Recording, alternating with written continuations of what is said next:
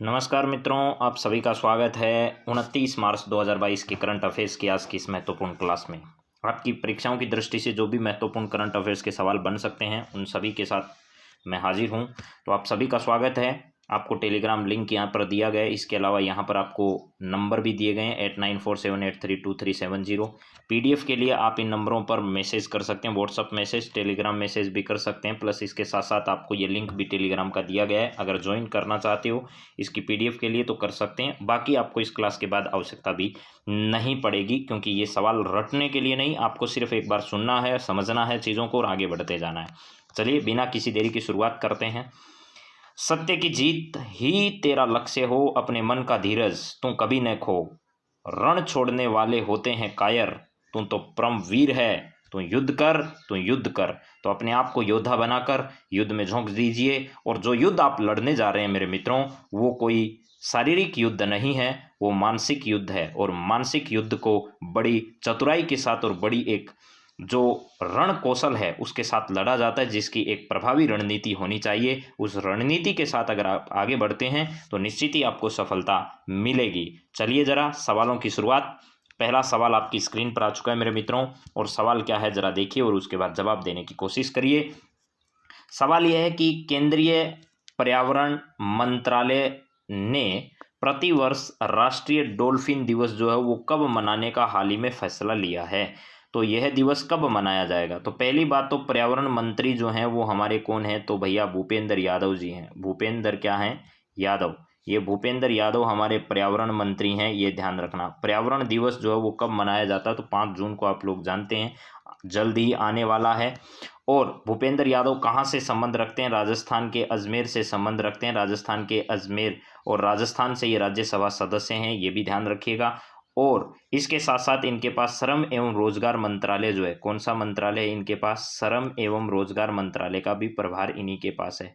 श्रम एवं रोजगार मंत्रालय जो है वो मंत्रालय भी इन्हीं के पास है। श्रम एवं रोजगार मंत्रालय भी इन्हीं के पास है। तो मेरे मित्रों यहाँ पर आपको ध्यान रखना है कि आगामी 5 अक्टूबर जो आएगा, उस 5 अक्टूबर से प्रतिवर्ष हम लोग क्या करेंगे, इस दिन राष्ट्रीय डॉल्फिन दिवस के रूप में इसे मनाएंगे। ऐसी शुरुआत हाल ही में की गई है। और किस मंत्रालय ने इसको किया है, तो डॉल्फिन के संरक्षण के लिए इस प्रकार की पहल हमारे केंद्रीय कैबिनेट मंत्री जो हैं, पर्यावरण मंत्री जो हैं भूपेंद्र यादव, और इनके मंत्रालय द्वारा इस प्रकार की शुरुआत की गई है। अब इसके बारे में थोड़ी डिटेल जानते हैं, जरा देखिएगा मित्रों क्या है इसके बारे में थोड़ी डिटेल। यहाँ पर लिखा है केंद्रीय पर्यावरण मंत्रालय ने प्रतिवर्ष 5 अक्टूबर को राष्ट्रीय डॉल्फिन दिवस के रूप में आयोजित करने की घोषणा की है। राष्ट्रीय डॉल्फिन दिवस को नामित करने का निर्णय राष्ट्रीय वन्य जीव बोर्ड की स्थायी समिति द्वारा लिया गया है। इस दिवस का उद्देश्य गंगा डॉल्फिन सहित भारत में पाई जाने वाली तमाम प्रकार के डॉल्फिन के संरक्षण हेतु जागरूकता पैदा करना है और सामुदायिक भागीदारी को बढ़ावा देना है। ध्यान रहे कि भारत सरकार द्वारा वर्ष 2009 में गंगा डॉल्फिन को राष्ट्रीय जलीय पशु के रूप में जो है या जीव के रूप में मान्यता दी गई है। गंगा डॉल्फिन एक संकेतक प्रजाति है जिसकी स्थिति गंगा पारिस्थितिकी तंत्र की समग्र स्थिति को दर्शाती है। ज्ञात हो कि यह जल गुणवत्ता एवं प्रवाह में परिवर्तन के प्रति बेहद संवेदनशील होती है। इसे international union for conservation of nature की रेड लिस्ट में लुप्त प्राय के रूप में वर्गीकृत किया गया है। इसकी प्रजातियों की वैश्विक आबादी लगभग 4000 है। तकरीबन 80% भारतीय उपमहाद्वीप में ये पाई जाती है। तो मेरे हिसाब से ये सारी बात आपको समझ में आ रही है। 2-3 बातें यहाँ इंपॉर्टेंट हमारे लिए जो है वो, पहली बात तो है गंगा डॉल्फिन को राष्ट्रीय जलीय जीव के रूप में कब मान्यता प्रदान की गई थी, वर्ष 2009 में। और अब इसका दिवस जो है वो कब मनाया जाएगा, 5 अक्टूबर को राष्ट्रीय दिवस इसका मनाया जाएगा। और इसे IUCN की रेड लिस्ट की लुप्त प्राय जो प्रजाति है उसके रूप में लिस्ट में शामिल इसे किया गया। तो ये सारी बातें आपको परीक्षा की दृष्टि से क्या करनी है, याद रखनी है। बाकी कुछ भी याद रखने की इसमें जरूरत नहीं है। चलिए अगले सवाल की ओर बढ़ते हैं। अगला सवाल जो है वो देखिएगा क्या है आपके सामने, ये रहा। यहाँ पर आपके सामने सवाल है, लॉस एंजिल्स में वर्ष 2022 के प्रतिष्ठित ऑस्कर पुरस्कार वितरित किए गए, जिसके संदर्भ में सत्य कथन बताइए। अभी यहाँ पर एक वो थप्पड़ माला मामला हो गया, आपको शायद मालूम नहीं हो, लेकिन इस प्रकार की घटना घटित हो गई, उसकी वजह से ये बहुत ज़्यादा चर्चा में आ गया। इसका आयोजन कहाँ किया गया, ऑस्कर पुरस्कार वितरण समारोह का लॉस एंजिल्स में किया गया। और इसमें बेस्ट फिल्म जो है वो कोडा को इसके लिए पुरस्कृत किया गया। कोडा फिल्म जो है इसके लिए बेस्ट फिल्म का जो पुरस्कार है वो कोडा फिल्म को क्या किया गया, दिया गया। इसके बाद में सर्वश्रेष्ठ सहायक अभिनेता जो है वो अभिनेता के रूप में ट्रॉय कोस्तूर जो है इनको सम्मानित किया गया है। प्लस सर्वश्रेष्ठ सहायक अभिनेत्री जो है वो आर्यना डिबोस को सम्मानित किया गया है। और यहाँ पर और भी बातें, कोडा फिल्म है बेस्ट फिल्म है, अभिनेता जो है वो ट्रॉय कोस्तूर हैं, और इसके अलावा आर्यना डिबोस जो है वो सर्वश्रेष्ठ अभिनेत्री है। यानी इसके सभी कथन जो हैं वो आपके क्या हैं, सत्य हैं। तो आपको ये ध्यान रखना है कि इनमें से सही कथन क्या है, तो इसके सभी कथन आपके क्या होंगे, सत्य होंगे। इस बात को बहुत अच्छे से याद रखिएगा। इसके बारे में और भी डिटेल जानने की कोशिश करते हैं, जरा देखिएगा डिटेल में क्या है। यहाँ पर हमारे सामने है वर्ष 2022 के प्रतिष्ठित ऑस्कर पुरस्कार जो हैं लॉस एंजल्स में वर्ष 2022 के प्रतिष्ठित ऑस्कर पुरस्कार वितरित किए गए।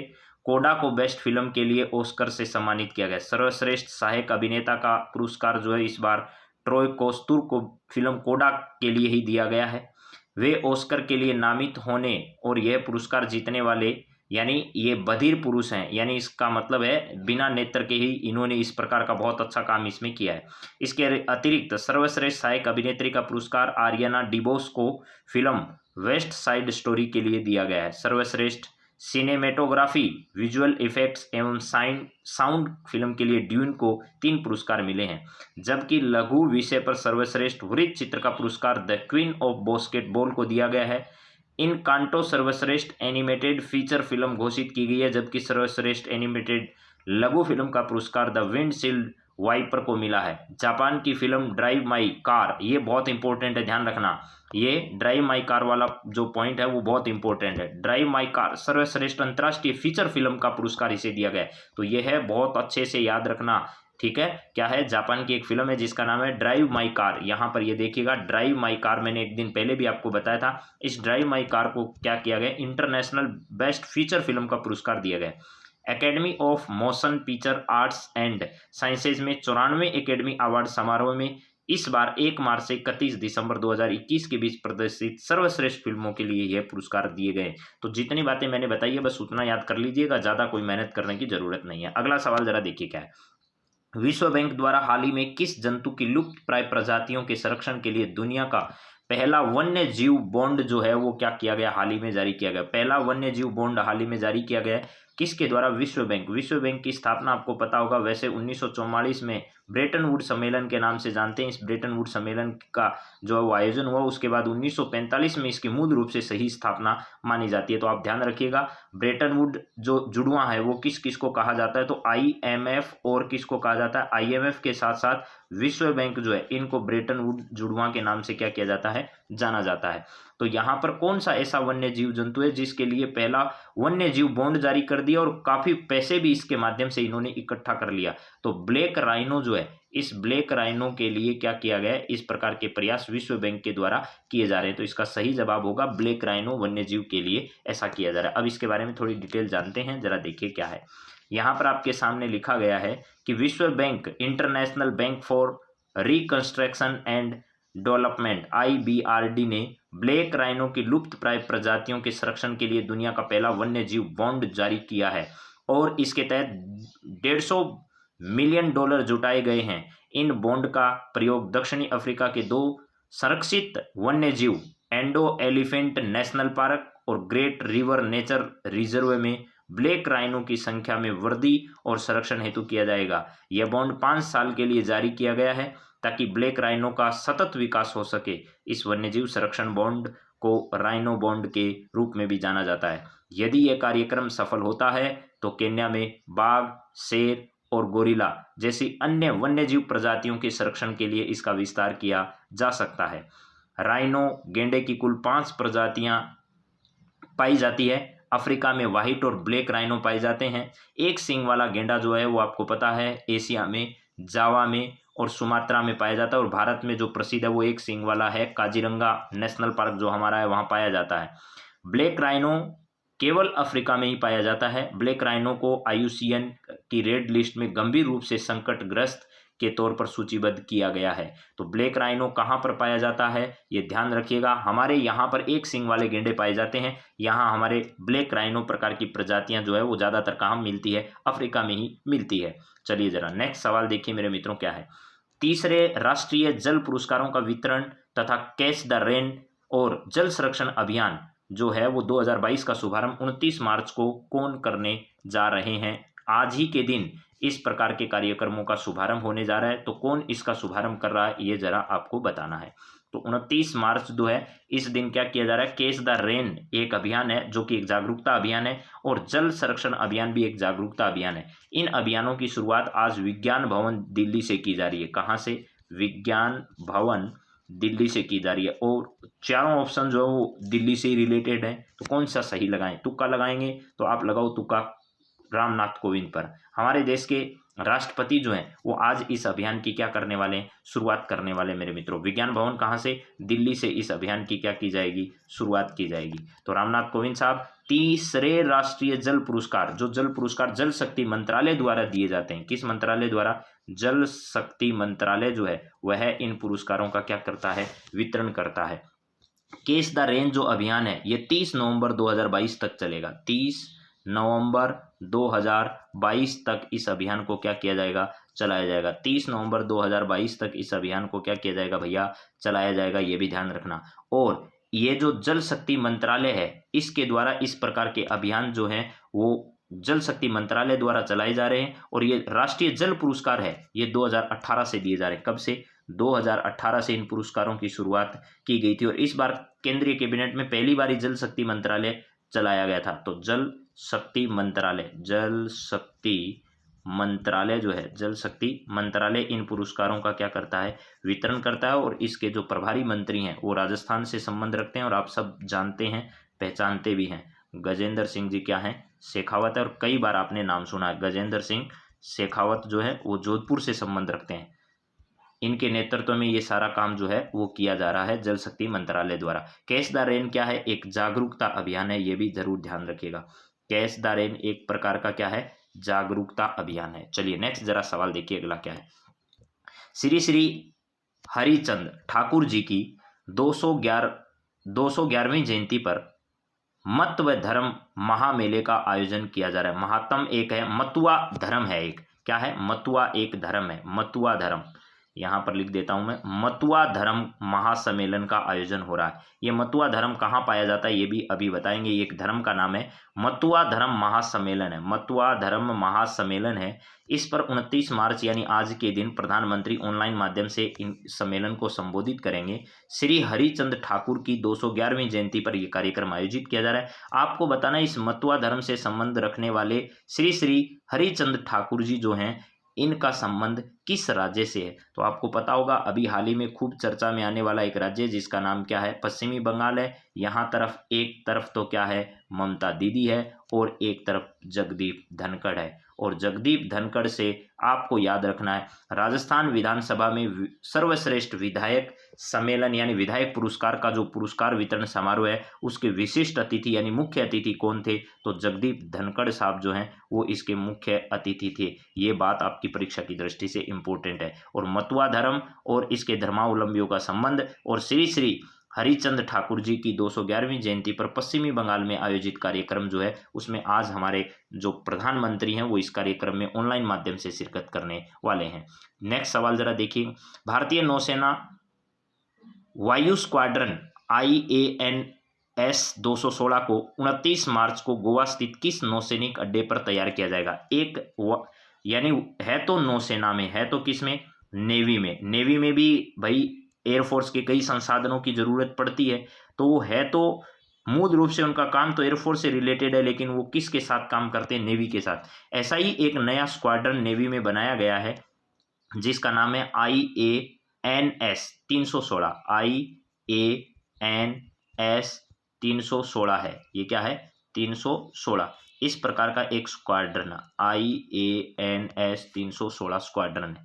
ये 316 स्क्वाड्रन जो है वो कहाँ पर स्थित होगा, गोवा में इसे तैनात किया जाएगा, गोवा में इसे तैनात किया जाएगा। इसका पूरा नाम है भारतीय नौसेना वायु स्क्वाड्रन, ठीक है, भारतीय नौसेना वायु स्क्वाड्रन 316 है।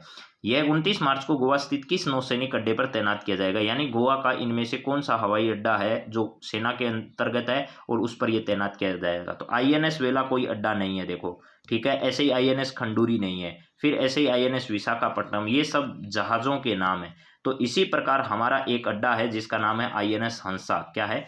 INS हंसा है, जो कि नेवी के अंतर्गत है। और ये यहाँ पर क्या किया जाएगा, इसे नए स्क्वाड्रन को तैनात किया जाएगा। तो ये तैनाती आज की जाएगी INS हंसा पर। किसकी? ये IANS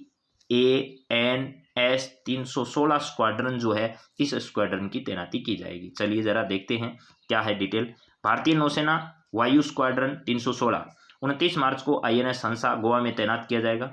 भारतीय नौसेना द्वारा शनिवार को जारी एक बयान में कहा गया कि एडमिरल R हरिकुमार की उपस्थिति में यह सब काम होगा और इस स्क्वाड्रन को द कॉन्डोर्स नाम भी दिया गया। द कॉन्डोर्स नाम इसको अभी हाल ही में क्या किया गया, दिया गया। द कॉन्डोर्स नाम भी इसे दिया गया है। और इसमें ध्यान रखना IANS 316 बोइंग P8L का संचालन यहां पर किया जाएगा। सबसे परिष्कृत और बहुभूमिका वाली लंबी दूरी की समुद्री टोही पनडुब्बी रोधी विमान है। ये जो P8L जो है, इसका क्या करने वाला है, यहाँ से संचालन किया जाएगा इस पूरे के पूरे स्क्वाड्रन द्वारा। और यह क्या है, तो पनडुब्बी रोधी एक युद्ध विमान है। INS हंसा क्या चीज़ है, अगर आपको लगता है तो सुन लीजिएगा। एक भारतीय नौसैनिक हवाई अड्डा है जो कि गोवा में डेबोलिम के निकट स्थित है। यह भारत का सबसे विशाल नौसैनिक स्टेशन है। इस नौसैनिक अड्डे के परिसर के अंदर एक नागरिक परिक्षेत्र भी है जहां से डेबोलिम हवाई अड्डे का संचालन किया जाता है। चलिए जरा नेक्स्ट सवाल देखें, उससे पहले ये इमेज देख लीजिएगा। यहाँ पर INS हंसा की आपको इमेज दिखाई जा रही है। क्या है ये? INS हंसा जो है, इस एयरबेस की ये फोटो आपके सामने है। यहाँ पर एक स्क्वाड्रन का आज तैनाती की जाएगी। चलिए जरा नेक्स्ट सवाल देखिए। गोवा के दूसरी बार मुख्यमंत्री कौन बने? हालांकि ये बात मैं हजारों बार बता चुका हूँ, लेकिन फिर भी मैंने इसमें शामिल कर दिया क्योंकि उन्होंने कल क्या किया, शपथ ली। इस शपथ की वजह से मैंने यहाँ पर इस सवाल को रखा है। वैसे आप इस सवाल को बहुत अच्छे से जानते हैं, तो आपका एक सवाल मैं खराब नहीं करूंगा क्योंकि आपको लगता है आसान सा सवाल पूछ लिया। ऐसे 2 सवाल नए मैंने आगे डाल दिए हैं। भगवंत मान पंजाब के नए CM बने हैं। प्रमोद सावंत गोवा के नए CM बने हैं, दूसरी बार CM बने। योगी आदित्यनाथ भी दूसरी बार UP के CM बने हैं। और N बीरेन सिंह जो है वो मणिपुर के नए CM बने, ये भी दूसरी बार यहाँ पर बने हैं। तो मेरे हिसाब से आपको ये सारी बातें जो है वो समझ में आ गई होगी। तो गोवा जो है वो एक तटीय राज्य है। गोवा क्या है? एक तटीय राज्य है जो कि भारत के इस तट पर यहाँ पर स्थित है। चलिए आगे बढ़ते हैं। ये बात हालांकि पहले भी हम लोग कर चुके हैं। अंतर्राष्ट्रीय श्रम संगठन के नए महानिदेशक किसे बनाया गया? ILO का नाम आपने सुना होगा, इंटरनेशनल लेबर ऑर्गेनाइजेशन जो है, इसका मुख्यालय जनेवा में है। इसका मुख्यालय कहाँ पर है? जनेवा स्विट्जरलैंड में इसका मुख्यालय। प्लस 1919 में इसकी स्थापना की गई थी और इसे 1969 में क्या किया गया था, इसे नोबेल प्राइज भी दिया गया। इसे नोबेल प्राइज भी क्या किया गया था, नोबेल प्राइज भी इसे दिया गया था। कब? 1969 को। 1969 को इसे नोबेल पुरस्कार के रूप में भी क्या किया गया था, प्रदान किया गया था। तो नोबेल पुरस्कार 1969, 1919 में क्या हुआ था, तो इसकी स्थापना की गई थी। वर्तमान के इसके नए महानिदेशक किसे बनाया गया, तो गिलबर्ट हेंगबो को बनाया गया। गिलबर्ट हेंगबो इसके नए महानिदेशक बने, ये ध्यान रखना। फूमियो किशिडो जापान के प्रधानमंत्री हैं। एंटोनियो गुटेरेस UNO के महासचिव है। ये क्या है? UNO के महासचिव है। और ये कहाँ से संबंध रखते हैं? जापान के नए प्रधानमंत्री हैं और अभी भारत दौरे पर आकर गए हैं। चलिए जरा आगे बात करते हैं अगले सवाल पर। DRDO ने MRSA M medium range, MRSM जो है इसका पूरा नाम ही आगे मैंने लिखा है, यहाँ पर है MRSAM। इसकी फुल फॉर्म आपके सामने है। फुल फॉर्म क्या है? Medium range surface to air missile का सफल परीक्षण 27 मार्च को 2022 को चांदीपुर रेंज उड़ीसा से किया गया। चांदीपुर रेंज कहाँ पर है? उड़ीसा में है। इस उड़ीसा रेंज से इसका सफल परीक्षण किया गया। यह मिसाइल निम्न में से किस प्रकार की मिसाइल है, आपको यह बताना है। यह किस प्रकार की मिसाइल है? सुपरसोनिक है, सबसोनिक है, अल्ट्रासोनिक है, सुपर सबसोनिक है। तो यह एक सुपरसोनिक मिसाइल है जिसका परीक्षण अभी हाल ही में किया गया। कहाँ से? चांदीपुर उड़ीसा से किया गया। 27 मार्च 2022 को इसका किया गया। किसके द्वारा किया गया? DRDO के द्वारा। प्लस ध्यान रखना इसमें इजराइल जो है, इजराइल और DRDO के सहयोग से इसे तैयार किया गया। DRDO प्लस इजराइल के सहयोग से इसे तैयार किया गया, इस बात को जरूर ध्यान रखिएगा मेरे मित्रों। दोबारा मैं आगे भी लिख देता हूँ, यहाँ पर इजराइल जो है, इजराइल और किसके सहयोग से, इजराइल प्लस डीआरडीओ के सहयोग से, डीआरडीओ के सहयोग से इसे क्या किया गया, तैयार करने का काम किया गया। यह एक क्या है, सुपरसोनिक मिसाइल है, सुपरसोनिक मिसाइल है, सुपरसोनिक मिसाइल जो है वो आपको ध्यान रखना है। चलिए जरा नेक्स्ट बात करते हैं अगले सवाल पर। अगला सवाल आपकी स्क्रीन पर क्या है जरा देखिए, ये आपके सामने पूरी मैप में इमेज जो है वो पढ़ाई देता हूँ आपको, ताकि पूरा कंसेप्ट आपका क्लियर हो, इसमें कोई भी बात छूटे नहीं। दूर से ही लक्ष्य पर मिसाइल ने लगाया स्टिक निशाना। भारत ने रविवार को यह परीक्षण किया था। मध्यम दूरी की सतह से हवा में, पहली बात तो ये ध्यान रखना, सतह से हवा में मार करने वाली है मिसाइल। वायु रक्षा प्रणाली का ओडिशा के बालासोर तट पर सफल परीक्षण किया। परीक्षण में मिसाइल ने बहुत दूर तक के लक्ष्य पर सीधा प्रहार किया। डीआरडीओ के एक अधिकारी ने बताया कि बढ़ी हुई रेंज की इस मिसाइल ने टारगेट पर स्टिक निशाना लगाया है। इस परीक्षण को बेहद ही खास माना जा रहा है। इस मिसाइल की रेंज में आने पर किसी यान, विमान, ड्रोन या मिसाइल का बचना लगभग नामुमकिन है। इससे पहले हाल में भारत ने 23 मार्च को अंडमान निकोबार सतह पर मार करने वाली ब्रह्मोस सुपर क्रूज मिसाइल का भी सफल परीक्षण किया था। Stockholm International Peace Research Institute की रिपोर्ट के मुताबिक भारत रक्षा तकनीकी और हथियारों के क्षेत्र में आत्मनिर्भर होने की तरफ बढ़ रहा है। भारत खुद को हथियारों की आपूर्ति के लिए किसी एक देश पर निर्भर नहीं बनाए रखना चाहता है। इसकी खूबियां क्या है, एमआरएसएम इस सिस्टम का वजन करीब 275 किलोग्राम है और इसकी लंबाई 4.5 मीटर है और व्यास इसका 0.45 मीटर है। मिसाइल पर 60 किलोग्राम ओवरहेड हथियार लोड किया जा सकता है। यह लॉन्च होने के बाद कम धुआं छोड़ता है।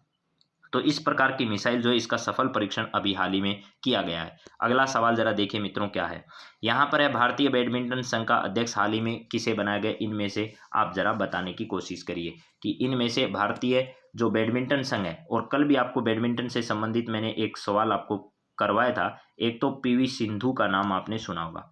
पीवी सिंधु ने अभी हाल ही में क्या जीता है, गोल्ड मेडल जीतकर, या फिर एक ट्रॉफी जो है स्वीडिश ट्रॉफी जो है उसको जीतने का इन्होंने क्या किया, कीर्तिमान स्थापित किया। और ऐसा करने वाली वो सेकंड भारतीय है, सेकंड भारतीय जो है वो स्विस चैंपियंस ट्रॉफी जो है इसका कीर्तिमान स्थापित करने वाली या इसको जीतने वाली दूसरी। इससे पहले साइना नेहवाल का नाम आपने सुना होगा, ठीक है, और साइना नेहवाल ने इसको 2 बार 2011 और 12 में जीता था। अभी कौन है, पीवी सिंधु ने इस कीर्तिमान को किया है। तो इसमें इसके नए अध्यक्ष कौन बने अभी ये बताना है।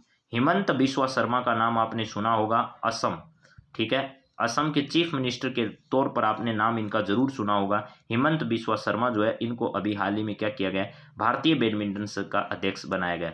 इसमें देखिए एक जो अध्यक्ष हैं वो बने अरुण लखानी जो हैं, इनको अध्यक्ष बनाया गया। एक को यहाँ पर कोषाध्यक्ष बनाया गया, एक को यहाँ पर सचिव बनाया गया। ऐसे कई काम है, लेकिन वो परीक्षा की दृष्टि से इंपॉर्टेंट बिल्कुल भी नहीं है, ना आप अपना समय उसमें खराब करें। हिमंत बिस्वा शर्मा जो है इनको एक को याद कर लीजिएगा, अगर याद हो जाए तो बहुत अच्छी बात है। भारतीय बैडमिंटन संघ का इन्हें नया अध्यक्ष अभी हाल ही में क्या किया गया, बनाया गया। इसके बाद 2 करंट अफेयर्स के सवाल हो रहे हैं। गुजरात के सूरत में पहली बार स्टील कचरे से रोड का निर्माण अभी हाल ही में किया गया। तो आपका सवाल क्या बन सकता है कि भैया ये बताइए कि हाल ही में स्टील के कचरे से रोड का निर्माण कहाँ पर किया गया पहली बार। तो ये किया गया था सूरत, गुजरात में। सुपर कंप्यूटर परम शक्ति का नाम आपने सुना होगा, इसका उद्घाटन अभी हाल ही में आईआईटी खड़गपुर में किया गया। तो परम शक्ति को अभी हाल ही में कहाँ पर लगाया गया, तो आईआईटी खड़गपुर में लगाया गया। ये बात आपको याद रखनी है। अब चलते हैं कुछ इतिहास के सवाल जिन पर बात करनी है। उससे पहले एक सवाल और हमारे सामने है, उसको देखिएगा। विश्व रंगमंच दिवस कब मनाया जाता है, तो 27 मार्च को विश्व रंगमंच दिवस मनाया जाता है। और इस दिवस का आयोजन करने का मुख्य उद्देश्य दुनिया भर में थिएटर अथवा नाटक कला के महत्व के प्रति लोगों को जागरूक पैदा करना है। और 1961 में इंटरनेशनल थिएटर इंस्टीट्यूट द्वारा की गई थी इसकी शुरुआत। प्रथा के अनुसार इस दिन किसी थिएटर के किसी प्रसिद्ध व्यक्ति द्वारा रंगमंच की मौजूदा स्थिति पर विचार व्यक्त करते हुए संदेश दिया जाता है। वर्ष 1962 में पहला विश्व थिएटर दिवस संदेश जीन कोकट्यू द्वारा किया गया था। वर्ष 2002 में यह संदेश भारत के सबसे प्रसिद्ध थिएटर कलाकार गिरीश कर्नाड ने दिया था। नाटक अथवा थिएटर रंगमंच से जुड़ी एक विधा है जिसे अभिनय करने वाले कलाकारों के माध्यम से प्रस्तुत किया जाता है। नाटक की परंपरा बहुत प्राचीन है। इस संदर्भ में शेक्सपियर की निम्नलिखित पंक्तियां आप लोग जानते ही हैं। ये दुनिया का रंगमंच है और सभी स्त्री पुरुष सिर्फ पात्र हैं। और ये छोटी क्लासेज में एक पुस्तक में एक पाठ भी इंग्लिश के चैप्टर में लगता था, अगर आपने पढ़ा हो तो इंग्लिश में ये चैप्टर अवश्य आया होगा कक्षा 12 या 10 में आपके, कि भाई ये दुनिया जो है वो एक रंगमंच है, ये मंच आपको मिला है, आप एक पात्र हैं और अपना पात्र होने के नाते आप अपना इस रंगमंच पर जो प्रदर्शन है वो बेहतर करें, यही आपके जीवन का उद्देश्य होना चाहिए। अगला सवाल जरा देखिए, आज के इतिहास के सवाल क्या है आपके लिए। मौर्य काल में विभिन्न प्रांतों की राजधानियों के संदर्भ में सत्य कथन आपको बताना है कि इनकी राजधानियां क्या क्या थी। तो ये सब सही कथन है, सभी कथन मैंने सत्य लिखे हैं, लेकिन आप इनको याद कर लीजिएगा, बहुत सारी परीक्षाओं में इसमें से कोई एक सवाल भी आ जाता है और एक से ज़्यादा सवाल भी इस तरीके के पूछ लेता है। तो यहाँ पर तो उपरोक्त सभी कथन क्या है, उपरोक्त सभी कथन सत्य हैं, सभी उपरोक्त सभी सत्य है। अब इनमें जो इंपॉर्टेंट बात है वो जरा सुनो। उत्तरापथ की राजधानी जो है वो क्या है, तक्षशिला है। उत्तरापथ की राजधानी क्या है, तक्षशिला है। अवंती राष्ट्र की जो राजधानी है वो उज्जैनी है। प्राची जो है यहाँ पाटलिपुत्र है। कलिंग की तोसली है और दक्षिणापथ की सूरणगिरी है। दक्षिणापथ और उत्तरापथ तो पक्का याद करो।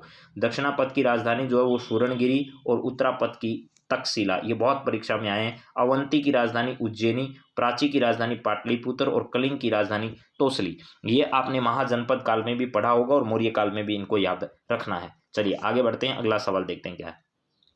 यूनानी लेखकों ने किस मौर्य शासक को अमित्रघात की संज्ञा दी थी। इनमें से एक ऐसा आपको बताना है जिस शासक को यूनानी लेखकों के द्वारा किसको अमित्रघात की संज्ञा दी गई है। जैन ग्रंथों में इसे सिंहसेन भी कहा गया है, ये ध्यान रखना। जैन ग्रंथों के हिसाब से अगर पूछा जाए, जैन ग्रंथों में पूछा जाए तो इसे सिंहसेन भी कहा गया है। क्या कहा गया है, सिंहसेन, सिंहसेन भी इसे कहा गया है।